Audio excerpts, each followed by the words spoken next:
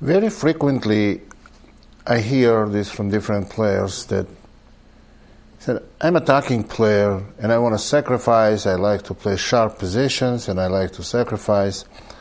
And then some other people play, I like to play quiet game, positional game. When people say, I like to sacrifice, that's, I don't know how to put it mildly, it's a little bit of an ignorant statement, because what do you mean you like to sacrifice? Sacrifice has to be based on position, and has to be logical, and has to be correct. Now, to get to sacrificial positions, you have to have activity of your pieces. And to have an activity, to have your pieces active, you have to prepare for it in a very opening. That's why certain openings are designed to get some attacking positions. What we want to look at on this tape is some of Kasparov's games. We know he is the best player in the world today, and probably the most active from the standpoint of the opening repertoire, very active player. He likes attacking positions. That does not mean, of course, he cannot play quiet positions, but he likes to design his opening with a view on attack. So let's look at some of his games and let's see how it's done. There is a game played by Kasparov in 1987 against another former world champion, Tal. D4, knight f6, c4, e6, knight c3, bishop b4, e3, castles, bishop d3, d5. Well, d5 move is not the most popular move in this position. Maybe c5 is more popular instead of d5, c5 move. But anyway, d5 is one of the common moves. C takes d5. We don't really want to make long, big accent on the opening here. E takes d5. And knight g to e2. This is all still opening part. c5, white castles, black goes knight c6, white goes a3. Now, how can we tell that this position is this opening designed for white with a view on attack on the king's side? Well, let's get into it. After a3 move, white has practically two choices. White has either play bishop takes c3, on which black has to play bishop takes c3, and after b takes c, it looks like white has a little bit cramped position, but they will play f3 followed by e4, getting very strong center, and slowly started creeping in the center on the king's side. We don't want to get into long details here, but after a3, Tal chose different continuation, which is c takes d, and Kasparov played e takes d. And in this position, black has two choices: retreat the bishop or take on c3. Black played bishop takes c3, and white played pawn takes c3. Let's look at this position, what we can say here. Black has very good pawn structure. White has kind of a weakness on the c4 square. However, we have to pay attention to one very important fact here, that white has these two bishops, d3 bishop and c1 bishop, aimed on a king side. And you see that knight from e2 may come to g3, also will be participating in attack on king side, as well as possibly pawn storm on a king side. White has very good attacking possibilities. And this is an opening position. Now let's see. So White's plan, we can tell clearly, to play on the king side. To play on the king side and to attack on the king side. So let's see how the game went now. Knight to e7. Now knight to e7 was played by Tal because he wanted to bring knight to g6, or, which is more important, we know if we compare light square bishops, white's light square bishop and black's light square bishop, you can tell that white's light square bishop is a lot more active than black's. So black's idea of playing bishop f5 has to be taken in consideration in exchanging bishops. So Kasparov plays queen c2 because he wants to have total control on this diagonal and also prevent exchange of light square bishop. Now, when we say, how do we go, how is the strong player, how will strong player play this position? You have, just to have bishops aiming on king side, that's not enough. The fact by itself is not enough for winning game and for successful attack. So we have to know things we should and we shouldn't do. Things what we shouldn't do, we shouldn't allow black to exchange light square bishops. And we should take total control on king side and limit black's possibility for maneuvering. So queen c2 is a very strong move. Black plays bishop d7, and you can tell bishop on c8 does not have too many other active squares. For example, if black plays bishop g4, then white will go f3. And after bishop h5, maybe knight f4. You can tell that black's bishop is not in good shape here. So Tal played bishop c8 to d7, bishop g5 by white. This is very consistent. White wants to finish development, and they also create threat at this moment. The threat is bishop takes f6, messing up the pawn structure and winning pawn on h7.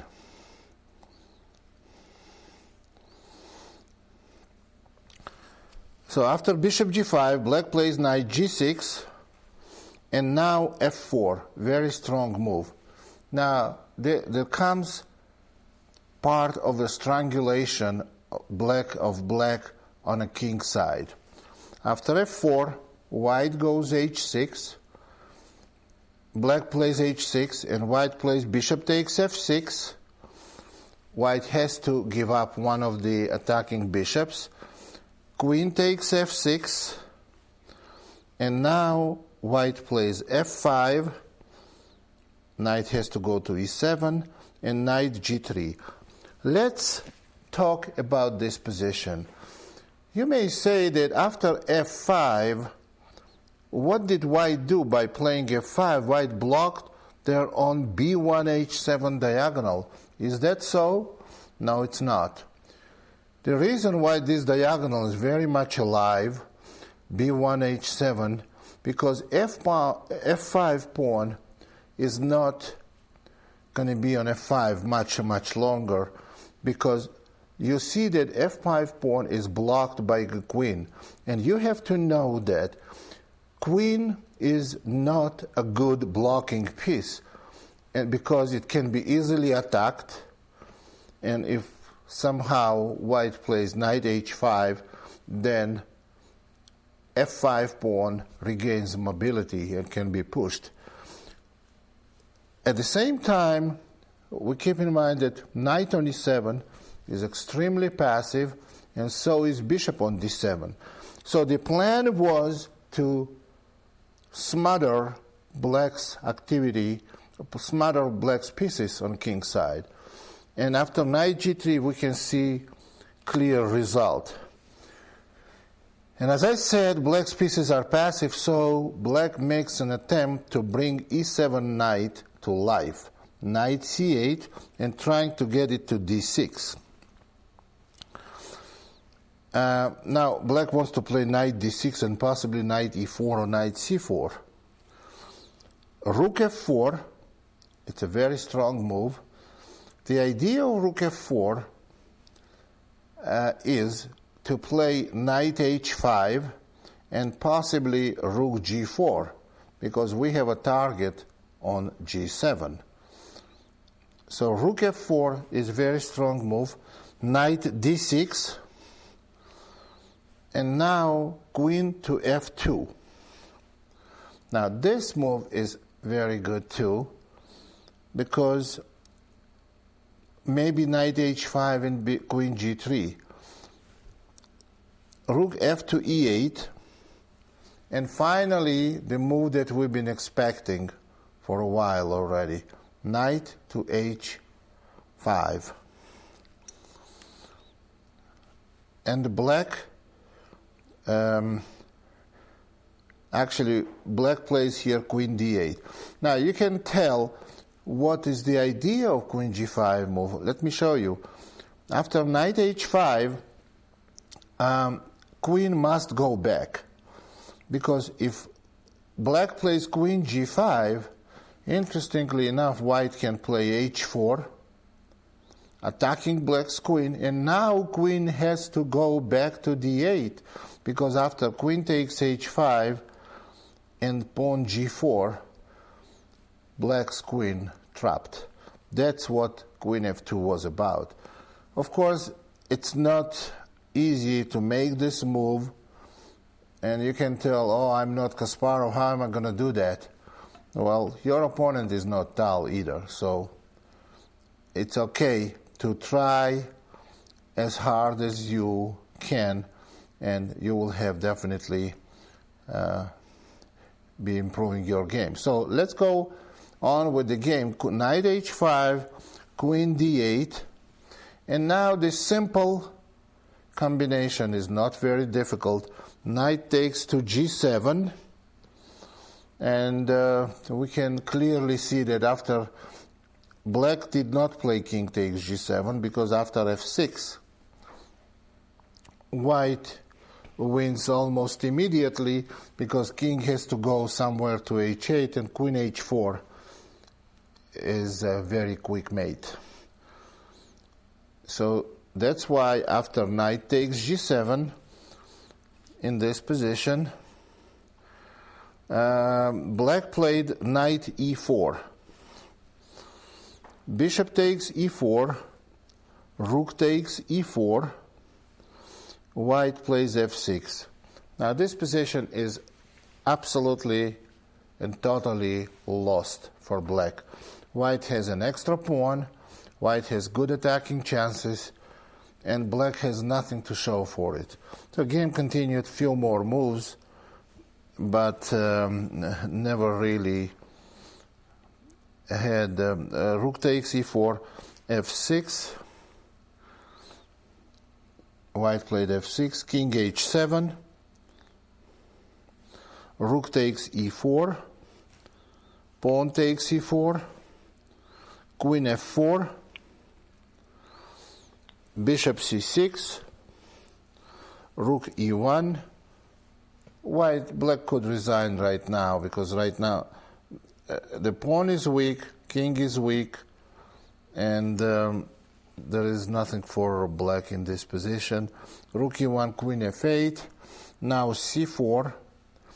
Good idea, because white wants to go d5. Queen takes a3, but now knight f5, threatening mate on h6. Queen f8, rook to e3, preparing rook to h3, and after bishop d7, rook to g3. Now the threat is rook g7 check, there is no defense, and after bishop takes f5 and queen takes f5 check, black resigned because after king h8, rook g7, mate on h7, black has to give up the queen, and the rest is not interesting. So this was a very good example of very well planned attack. And actually, if you ask me, were there any difficult moves made by white that was really hard to understand? No. It was just very well and very consistently played, very logically executed by white. That's why we got to the result that we saw now. Now, next game we're going to look is also opening designed for very, very active play. White is going to have king attack on black's king, but whole preparation for the activity is going to be quite different, because in a game we just looked, white prepared and launched attack on king side, which was successful. This is quite different. Let's look at the game. Game was played by Kasparov against Korchnoi in 1989. c4, knight f6, knight c3, c5, knight f3, d5, c takes d5, knight takes d5, and in this position white has a choice between playing g3, which is quite positional move, or e4. That's the move was played by Kasparov. It's known move in theory and very sharp position. Knight b4, bishop b5 check, knight to c6, d4, c takes d4. Now white plays a3, black plays dc, white plays queen takes d8 check, king takes d8, white plays ab, c takes b, bishop takes b2. This is an opening position. It's a little odd to have a theoretical opening position that far into the middle game, but you can tell here white is very well developed in this position, and they have good views on attacking, good views for attacking black's king. So the move was played by black f6. It's a good move, keeps white knight away from e5 and g5 squares, and at the same time black is preparing to play e5 and gaining some control in the center. Before black played f6, I want to attract your attention to move like knight takes b4.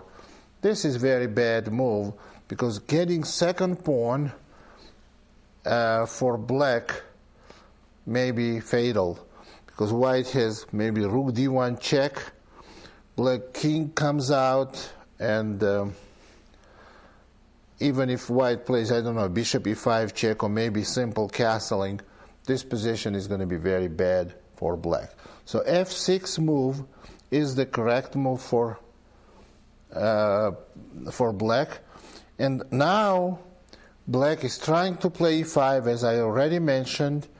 So white plays e5 to establish the pressure on the center, and also stopping black from playing e5.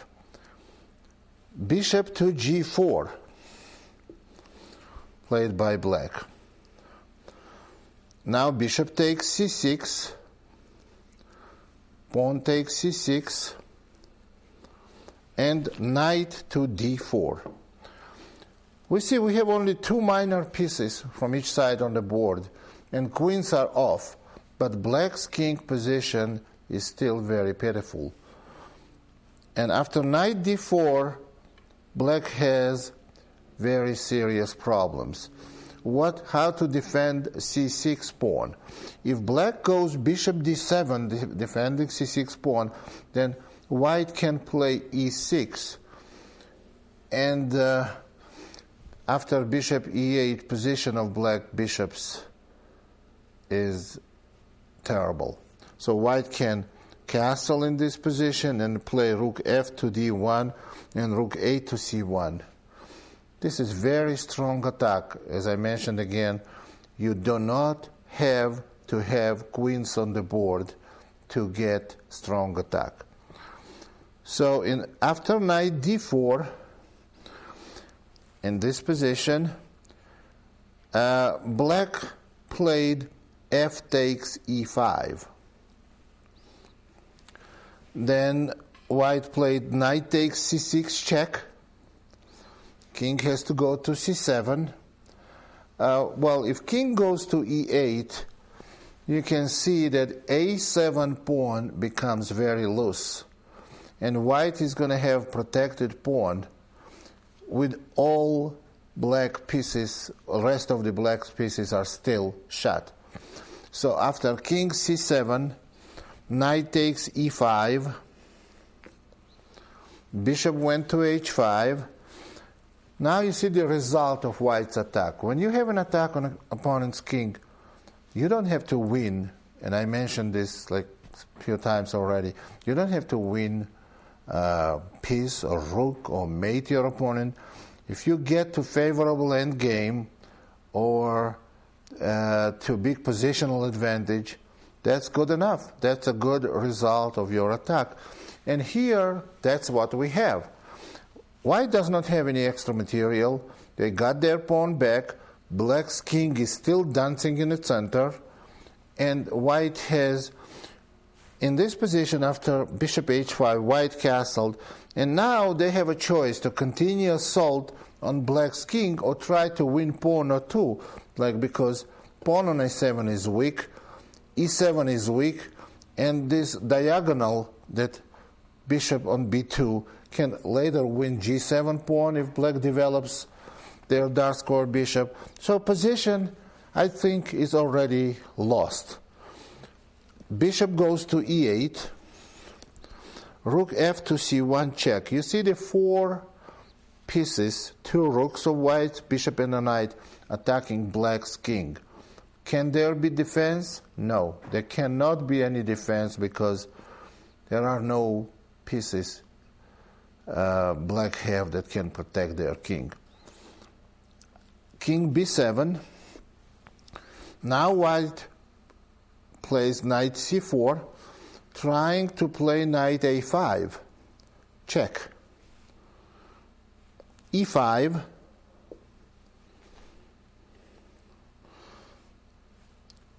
Bishop takes e5. And again, now white has an extra pawn and still has some very powerful threats. Bishop takes e5 game is already decided, of course. Black played h5, trying to bring the rook into game by playing rook h6, but after knight a5 check, king b6, bishop c7 check. In this position, black played king a6, and after knight c6 check, black resigned. Now, we don't want to go into details why black resigned. Black resigned because black is totally lost. After king b7, there are more than one ways. Maybe knight takes a7, knight d8 check, and black king must go to c8 and discover check is going to win another pawn, or maybe even knight e6, black's position is totally lost and black resigned. Now this is a good idea. It will give you a good idea of what white's plan was in this game. They designed the opening, they put pieces on very active positions. There was no planned attack on the king side or queen side. There was the initiative. The game was based, the white's plan was based on a developing initiative against uncastled black's king and take advantage of development, which was masterfully performed by Kasparov. Now let's look what we can say here, that of course what makes this game a little easier for white to play. This game was easier to play for white than the previous game because we started from opening position. A lot of this was preparation for the opening before the game was played. Obviously, position after white played bishop takes b2 was analyzed by Kasparov at home. But whether it was prepared at home or whether it was played on a board, that makes less difference, makes very little difference. We looked the way pieces were moved and how well organized was the attack that was prepared in the opening. Let's look at the game that was played by Kasparov against another very strong grandmaster, Valery Salov, in 1989. This game is very instructive because here we got from opening directly to middle game, which was already razor sharp. Okay, let's look. Knight f3, knight f6, c4, b6, knight c3, c5, e4, d6, d4, c takes d, knight takes d4, bishop b7, queen e2. If you see queen e2 played by a beginner, you can say this is a typical beginner's move because you don't block your bishop out on f1. But the player that played this position with white, Kasparov again, cannot be exactly considered as beginner. So this is a good move because white is planning by developing bishop on g2 by playing g3 and bishop g2. So after queen e2, knight bd7, g3, rook c8, bishop g2, a6, white castles, and black plays queen c7, attacking c4 pawn, white plays b3. Now, what can we tell? We have a typical pawn structure of hedgehog positions that can come in, we can get it from English opening, from Reti, from even some positions of Sicilian defense, this pawn structure. But this is a little different from the openings and positions I just mentioned. The difference here is that black is not developed. So now white's plan, which is normally like playing bishop on b2, putting rooks on d and c files, bishop on d2, putting rook on d and c files, and continue general pressure in the center. This is one plan, but you can notice here how white's plan here, right after the opening, is not to let black successfully finish development. And that's exactly what is this about, this game. So after b3, black plays e6, and white plays knight to d5. Now this is the indication of that white does not want to play long middle game. They want immediately to start assault of black's king.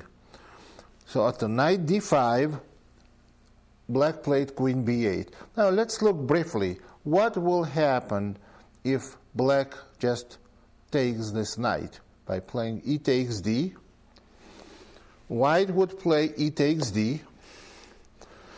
Now black's in check, and if black goes king d8, black is not going to finish development here anytime soon. White can simply play bishop g5, rook e1, rook d1, followed by possibly knight c6 check later. We cannot analyze all possibilities here for attack or defense here. Black's position would have been very difficult. So Salov playing queen b8, he's still hoping to finish development, and he's still hoping that white is going to remove the knight from d5 and he can conclude development. So knight d5, queen b8. Now white plays rook d1. Black goes g6. Now black needs to finish development. Obviously bishop e7 is very dangerous because white simply can take on e7, king e7 and bishop a3. This position is going to be very bad for black. So black is looking for the alternate way to develop bishop on f8 by playing g6. Here comes bishop g5, and after bishop g7 comes an orthodox decision. White plays bishop takes f6. Black plays knight takes f6, and knight takes b6. White won a pawn. After knight takes b6, rook goes to d8, and white plays e5. Now we see that if black plays d takes e, white can simply play maybe knight c6 check. That puts black in very bad position. So move was played by black was bishop takes g2, e takes f. Now you see two black bishops are hanging. Bishop takes f6, and here all of a sudden we see that if white plays king takes g2 after queen takes b6, black is doing fine because they are about to castle very next move. White's knight is hanging. Well, I don't know how fine they are, but at least they are out of immediate danger. Obviously that's not what Kasparov was playing for, and instead of playing king takes g2, he played knight takes e6. F takes e, queen takes e6, bishop e7 is forced. And now, very powerful move c5. Well, obviously white does not want to play king takes g2 because after queen takes b6, I think black's position is defendable and they have an extra pawn for just extra piece for a couple of pawns. So what happened here, white played c5 and black played bishop b7. Let's see what will happen if white plays d takes c. Now, is this position any good for white? Yes, it is. because white has powerful move knight d7, and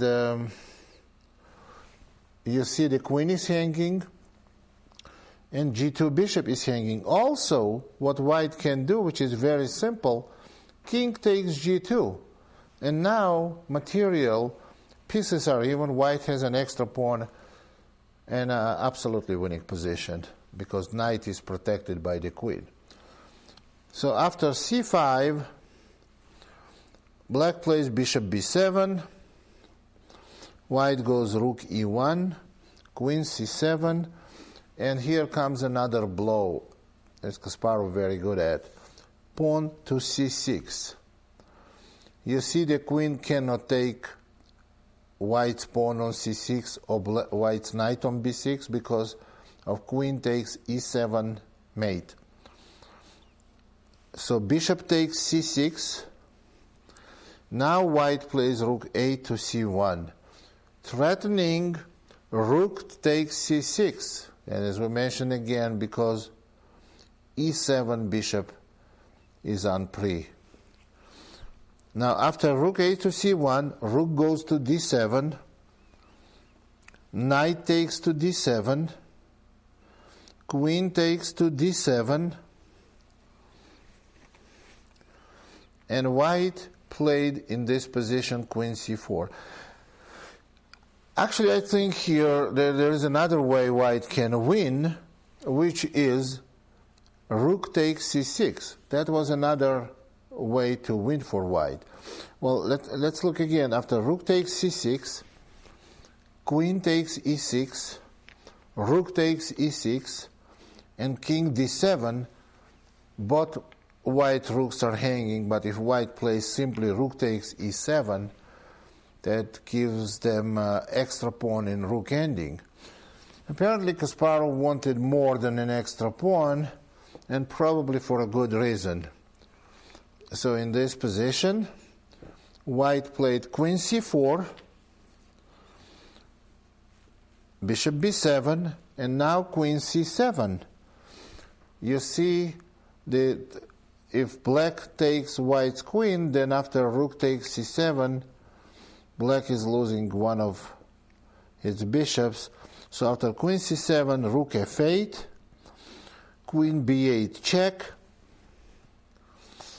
king f7, and another beautiful move, rook c7, which wins a piece and the game. Black resigned. Beautifully played attack. But attack was planned right in the opening. Black made one mistake in this opening. They developed pieces in a wrong order. They developed queen side before they prepared their castling on king side. And right then, white planned this attack on a king side, on black's king position in the center, playing knight d5. They stopped black's king from castling, and you saw the result. That was beautifully played game. So we can tell, that's why it's always said, there is one general rule. We all know that when you play the game, you have to develop your pieces and castle. This is very important rule. But there is another rule, like how do you develop? In what order you take your pieces out? I think if we can generalize it at all, we could say, first develop the pieces that can safety your king and prepare your castling. Well, it does not apply to absolutely every case, but in most cases, that was a good example. So Salov did not develop pieces in the right order, and he got punished. So now let's look at the game that was played by Kasparov, also attacking, but this time not against a human. He played against supercomputer. That right now this computer has a different name. But he was maiden name was deep thought. Right now it's a deep blue. So it wasn't as strong in 1989 as it is today, but was still quite strong computer. So d4, Kasparov is playing white against deep blue. d5, c4, dc, e4, knight c6, knight f3, bishop g4, d5, knight e5. Now this is all theory. I personally don't like to play like this for black.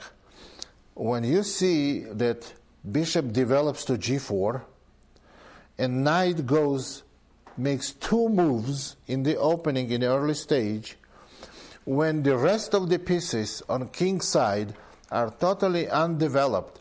Now this game is a little bit similar with the game we just saw against Salov. Black again develops slowly and black is not developing pieces in the right order. Knight c3.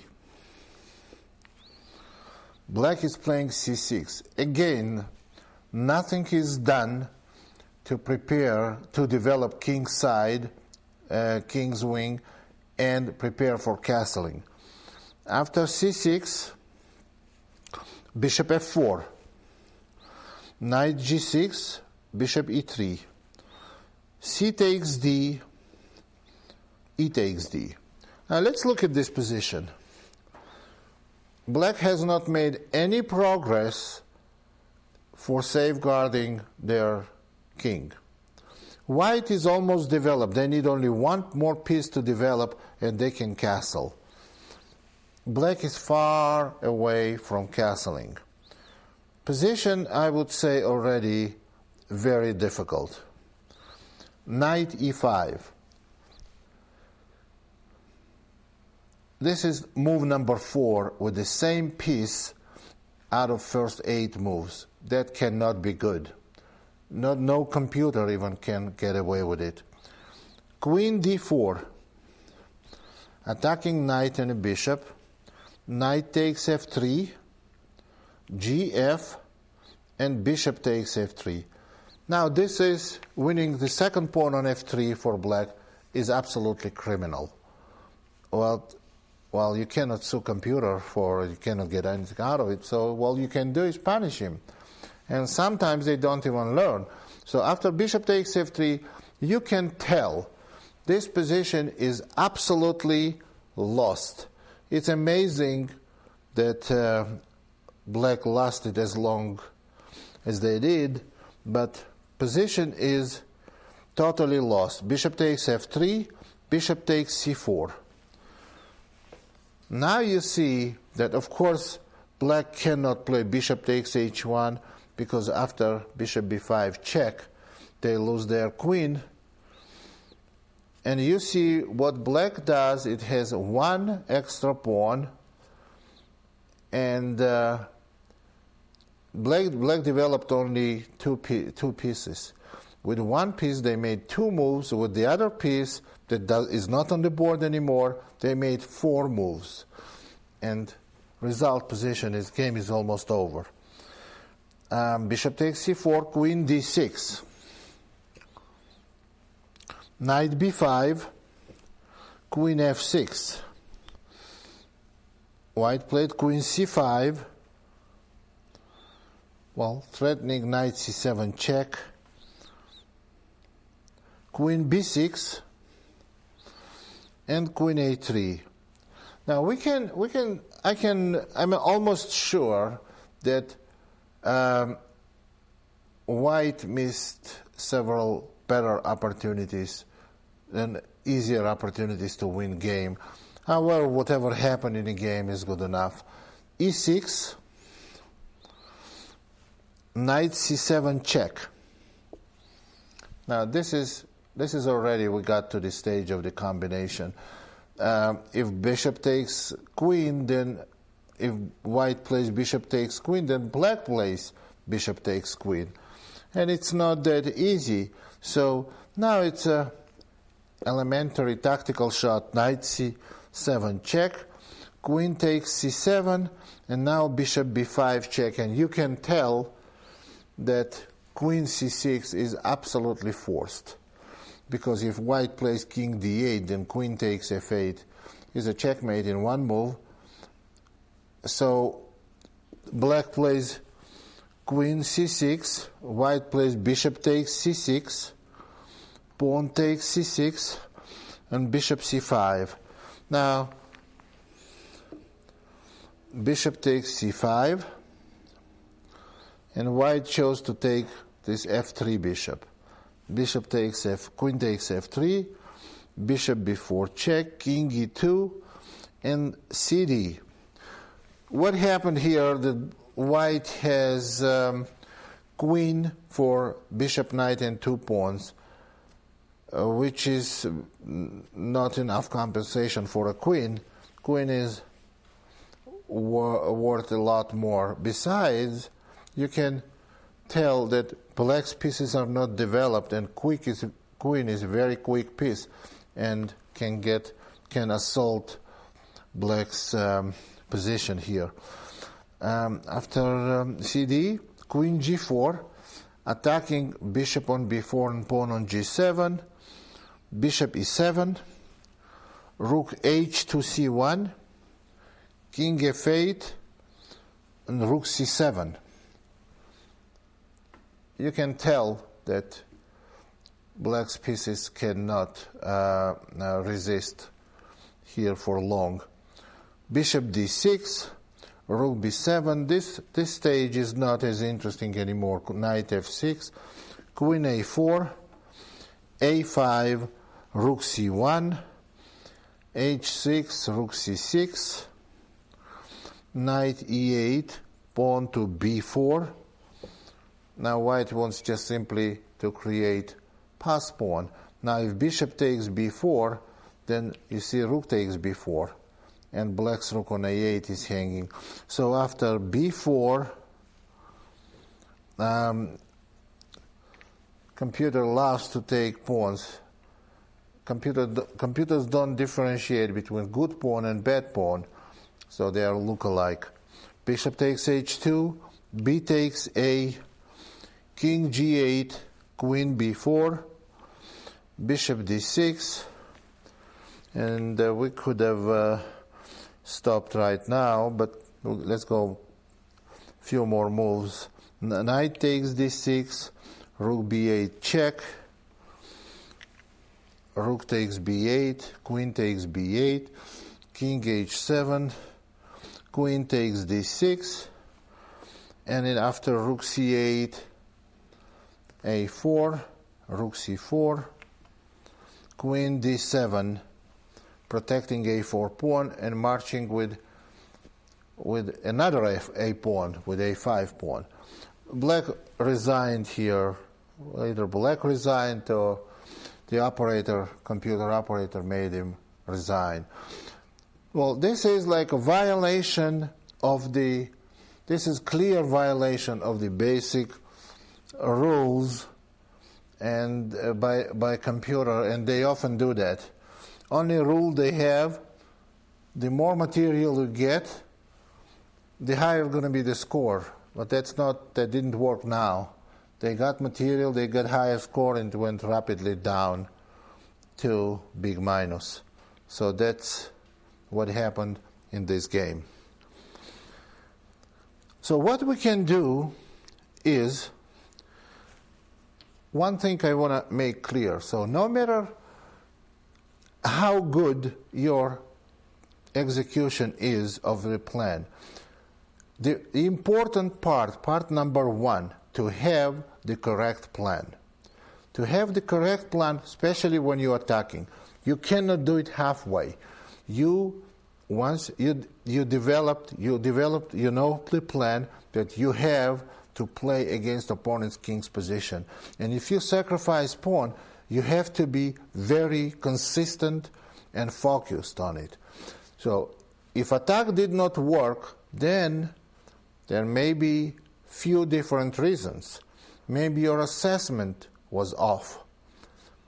Reason number 2, most common reason, like 80%, your execution was off. And reason number 3, maybe at some point you played consistent and you made one wrong move. Unfortunately, chess is exact science. They want you to play too many good moves.